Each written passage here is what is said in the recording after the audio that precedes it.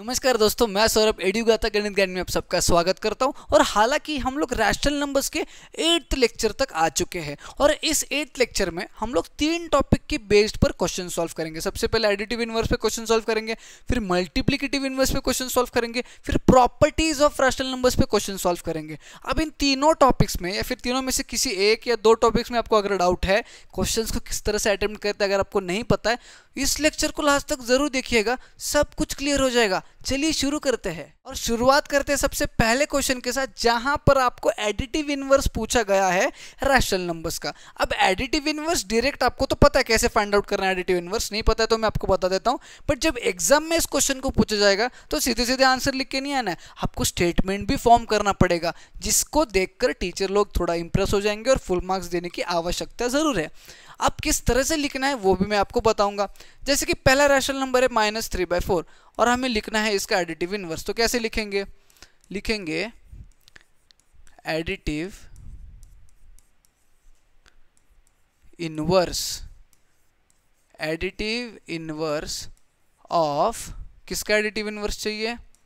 -3/4 is, क्या रहने वाला है -3/4 का? सही हो 3/4, क्या रहने वाला है? -3/4 का 3/4। -a अगर रैशनल नंबर है तो उसका एडिटिव इनवर्स क्या बनता है? a, और a अगर रैशनल नंबर है तो उसका एडिटिव इनवर्स क्या बनता है?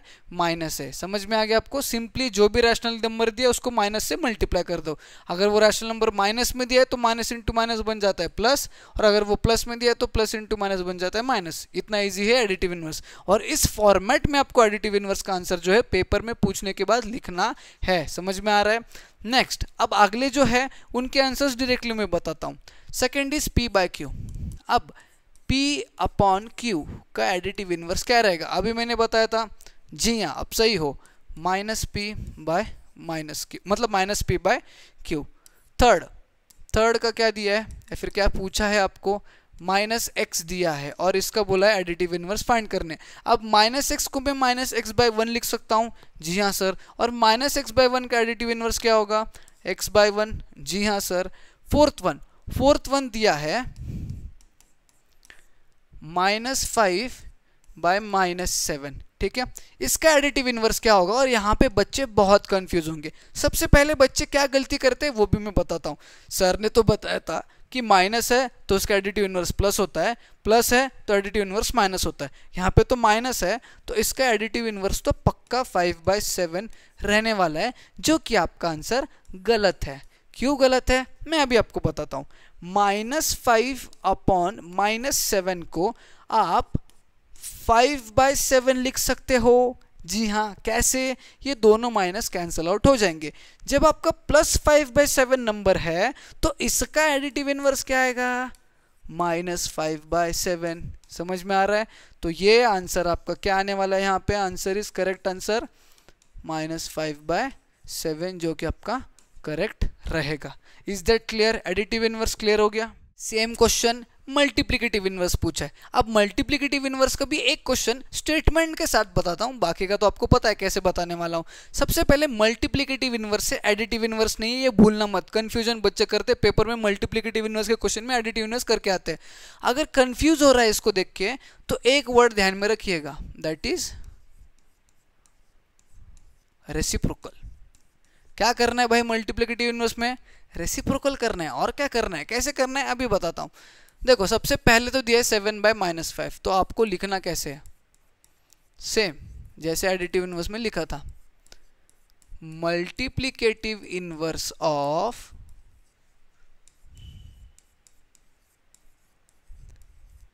मल्टीप्लिकेटिव इनवर्स ऑफ 7/-5 इज क्या रहने वाला है?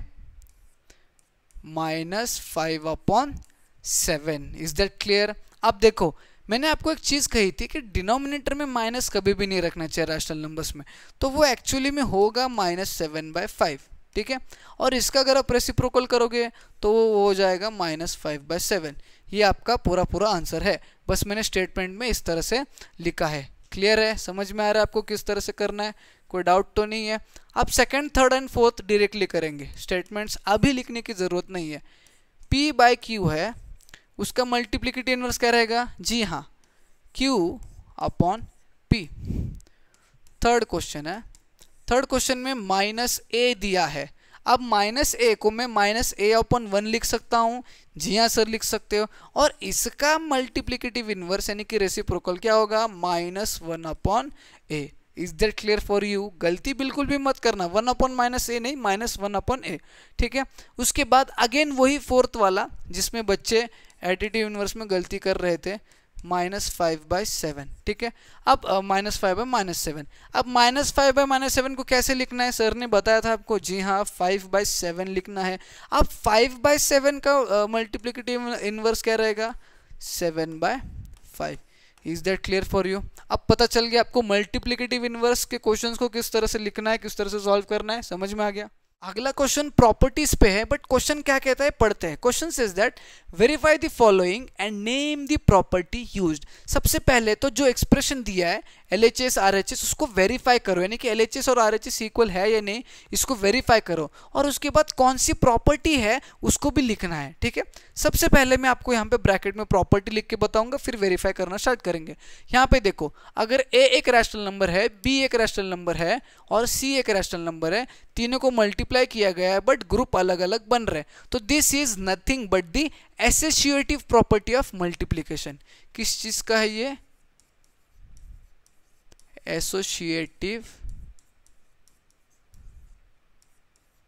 प्रॉपर्टी मल्टीप्लिकेशन के केस में ना, तो ऑफ मल्टीप्लिकेशन। समझ में आ गया? पहले मैंने प्रॉपर्टी लिख दिया ताकि आप लास्ट में कंफ्यूज ना हो। अब वेरीफाई करने की बारी है। LHS यहाँ पे सॉल्व करूंगा, RHS वहां पे सॉल्व करूंगा। अब पहले देखो LHS में क्या है? -2/3 इंटू -5/6, ये एक स्क्वायर ब्रैकेट में है, इंटू 1/2। ठीक है, अब देखो नीचे क्या होगा? 2 1s are 2, 2 3s are 6, minus into minus plus, 5 1s are 5, ये +5 ऊपर आ गया, 3 3s are 9, ये 9 नीचे आ गया, इंटू ये आ गया आपका 1/2, तो ये 5 1s are 5, 9 2s are 18, तो आंसर मेरा आया 5/18। अब राइट हैंड साइड सॉल्व करके देखते हैं, जिसमें -2/3 तो बाहर ही रखा है, इंटू अब यहाँ पे देखो 5 -5 into 1 is -5, 6 2s are is 12। Is that clear for you? कोई डाउट है इसमें? 2 1s are 2, 2 6s are 12, 2 1s are 2, 2 6s are 12, -5 into -1 is 5/6, -5/6 into -1/3। इतना क्लियर है ये स्टेप में? अब -5 into -1 is 5, 6 3s are is 18। यहाँ पे आप देख रहे हो LHS और RHS सेम आ रहे हैं, LHS और RHS आर इक्वल, इसलिए हमने इसको वेरीफाई भी किया, और वेरीफाई करने के बाद कौन सी प्रॉपर्टी है ये इसको भी बताया है। समझ में आ गया? यहाँ पे दो और क्वेश्चंस है। सबसे पहले अगर हम लोग इस चीज को देखेंगे, 7 + 9 + 10 + 13, 7/9 + 10/13 इज इक्वल टू 10/13 + 7/9। तो ये क्या है? अगर A एक रैशनल नंबर है, B एक रैशनल नंबर है, अगर मैं दोनों को ऐड करता हूं इररेस्पेक्टिव ऑफ देयर प्लेसेस, तो वो कौन सी प्रॉपर्टी होगी आपकी? Commutative property. कौन सी प्रॉपर्टी होगी? Commutative property.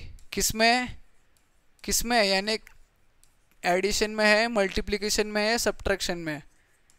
सही बोला आपने, ये एडिशन में कम्यूटेटिव प्रॉपर्टी है, commutative property of addition.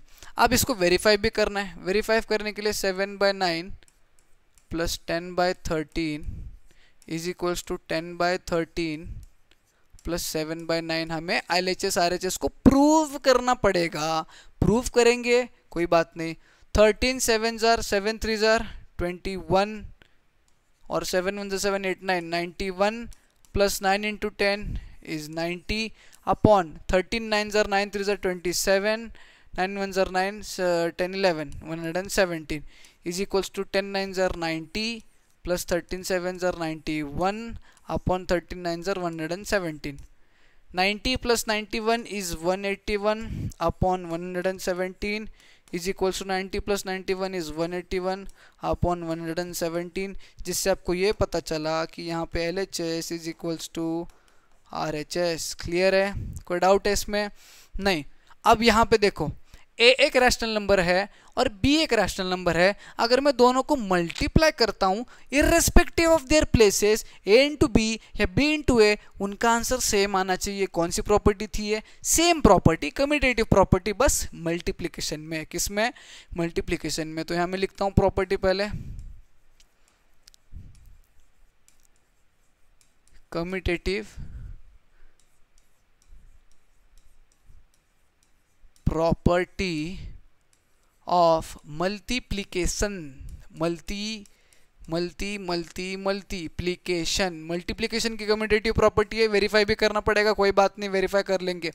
16/19 into -3/4 is equals to -3/4 into 16/19।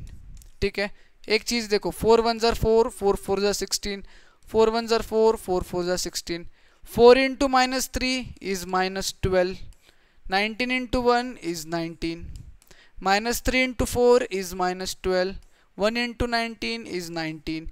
यानी कि यहाँ पर भी LHS और RHS हमारा सेम आया है। समझ में आ गया? इस तरह से आपको वेरीफाई भी करना है और इस तरह से आपको प्रॉपर्टी भी लिखनी है। अब प्रॉपर्टी आपको तभी पता चलेगा जब आप उस प्रॉपर्टी को पढ़ोगे। अगर नहीं पढ़ा है तो मैंने आपको पढ़ाया है कुछ लेक्चर्स पहले, प्लेलिस्ट दे दूंगा लास्ट में, उस प्लेलिस्ट में जाके देखना कि कहाँ पे मैंने प्रॉपर्टीज पढ़ा है, ढंग से समझाया भी है। अगला क्वेश्चन क्या कह रहा है, इसमें भी आपको एक्सप्रेशन दिया है। A अगर एक रैशनल नंबर है, B एक रैशनल नंबर है, C एक रैशनल नंबर है। अगर मैं तीनों रैशनल नंबर्स को ऐड करता हूं जिनमें मैं दो रैशनल नंबर के ग्रुप्स कर रहा हूं, पहले बार किसी दो रैशनल नंबर का ग्रुप करता हूं, दूसरे बार किसी और दो रैशनल नंबर का ग्रुप्स करता हूं, और दोनों केस में आंसर मेरा सेम आना चाहिए। ये कौन सा प्रॉपर्टी है? This is the associative property of addition. Associative property of addition क्या है ये? Associative property. किसकी एसोसिएटिव प्रॉपर्टी? भाई साहब एडिशन की associative property. Associative property of addition. Handwriting बहुत बढ़िया आ रही है ना आज, मैं भी खुद सरप्राइज हूँ, इतनी बढ़िया कैसे आ रही है। Associative property of addition. अब वेरीफाई भी तो करना है, इतने में तो थोड़ी ना होने वाला है, आधा मार्क मिलेगा इतना लिखेंगे तो वेरीफाई करेंगे ना, कोई बात नहीं। LHS RHS वेरीफाई करेंगे ना, जैसे हमने किया था। -1/5 को भाई साहब ऐड करना है 1/2 में, जिसमें जिसके आंसर के साथ 11/15 को ऐड करना है। पहले ये साइड करता हूँ फिर वो साइड करता हूँ। अब यहाँ पे क्रॉस मल्टीप्लिकेशन अगर करते हैं, 2 into -1 is -2 plus 5 into 1 is 5 upon 5 2 ज़र इज 10। इसमें 11/15 को भी ऐड करना है, भूलना मत। -2 plus 3, minus plus is minus, greater number sign greater is 3, ये आ गया 3/10, जिसमें आपको 11/15 को ऐड करना है। अगेन मैं यहाँ पे क्रॉस मल्टीप्लिकेशन करता हूँ, 15 3 ज़ार 45 प्लस 10 11 ज़ार 110 अपॉन 15 10 ज़ार 150। तो 110 प्लस 45 इज कुछ 155/150। ठीक है, इतना आपका लेफ्ट हैंड साइड पे आया है। राइट हैंड साइड सॉल्व करते हैं। हाँ अच्छा, -1/5 को बाहर रखा है और यहाँ पे ये दोनों को रखा है। चलो कोई बात नहीं, -1/5 को अंदर ही रखेंगे, प्लस 15 1 ज़र इज 15, 11 2 ज़र इज 22 अपॉन 15 2 ज़र इज 30। यहाँ पे मैं एलसीएम मेथड नहीं कर रहा हूँ, वाई? बिकॉज क्रॉस मल्टीप्लिकेशन से मेरा जल्दी हो जाता है। You can use the LCM method also. 15 plus 22, 5 plus 2 is 7, 2 plus 1 is 3, 37/30। अब इन दोनों को ऐड करना है, 30 इंटू 1 -30 प्लस 37 इंटू 5, 7 5 ज़र इज 35, 5 3 15, 16 17 18 अपॉन 5 3 ज़र इज 15।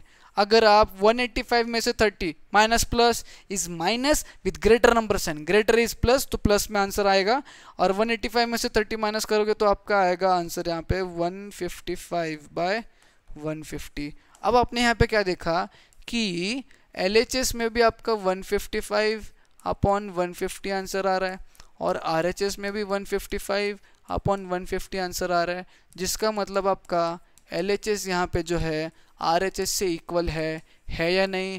हमने यहाँ पे वेरीफाई भी किया, हमने यहाँ पे प्रॉपर्टी का नाम भी बताया, तो पूरे पूरे 1 या पूरे पूरे 2 मार्क्स हमें इस टाइप ऑफ क्वेश्चन में मिल जाएंगे।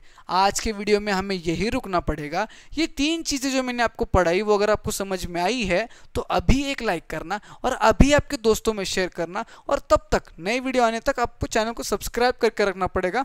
मिलते हैं न्यू वीडियो में।